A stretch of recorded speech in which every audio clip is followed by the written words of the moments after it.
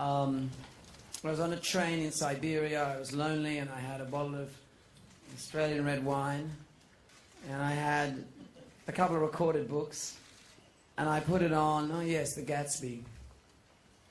And I realized I didn't know it at all. And my big recollection was that it was us, it was where we are now, it was this great mirror to reflect back on.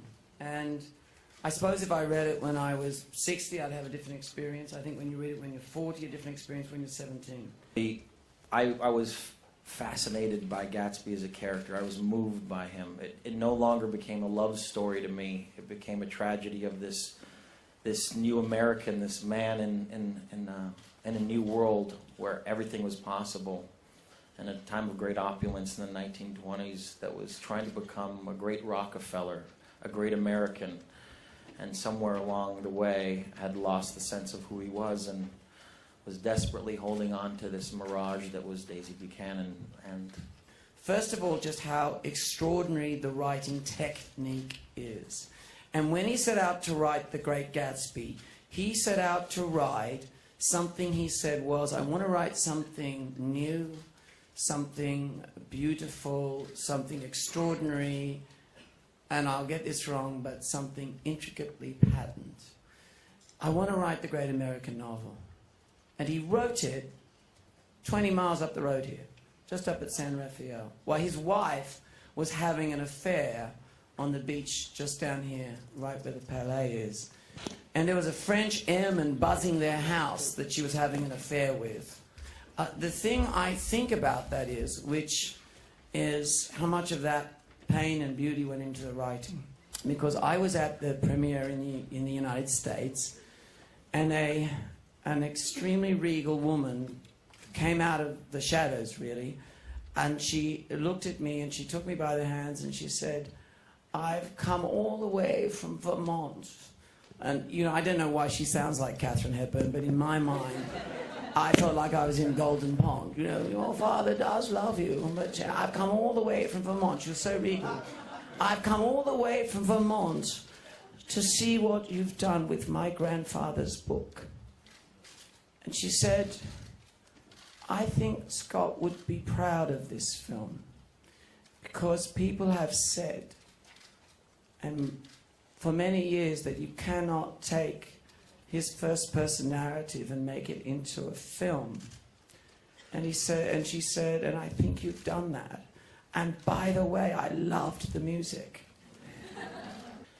You cannot get in a room with this man and not feel inspired, not feel nostalgic, not feel like you're part of something special. He brings that out in everybody he works with, and it's infectious. And he's also not afraid to take on incredibly classic stories that are embedded in our culture, and ones that are very risky to do, you know, very risky undertakings. And throughout that whole process, no matter what he creates, no matter what world he puts it in, no matter what he adds to it, he is vigilant about getting to the essence of the drama of these great pieces of literature, whether it be Shakespeare or Fitzgerald. He's vigilant about dissecting each and every scene and getting to the truth.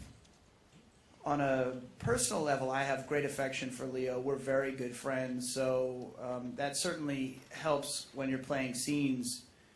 Backing up from there and saying the kind of the relationship we have, the trust we have for each other is tremendous. So we have a real ease of communication in talking about, you know, scenes, the material. So it was Carrie's idea, you know, the line in the film, she says, I wish I'd spent all... So say the line. I wish I'd done everything on earth. Take it from the top, ready? And action. What's that line, man? I wish I'd done everything on earth with you all my life. Although Yeah. all my life you cut. But it's fine. I cannot believe she said that. I cannot believe you said that. So whatever the choices, it was about one thing. That book. Whatever it was about one thing. Revealing that book. And Leonardo used to drive, I wouldn't say drive me crazy, well maybe, but in a good way, because he would say, are we honoring that book? And that was a singular focus. That was our green light. if you are asking me, if you're saying to me that films like Citizen Kane, I'm all right with that.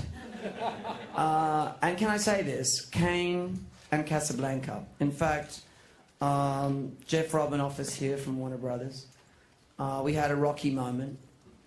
And in that rocky moment, I went and I sat with the team from Warner's. And Warner's is known for doing actually very big action films and at the moment and all sorts of, you know, Harry Potter and all that. I said, yes, you know, in your DNA, there's another film.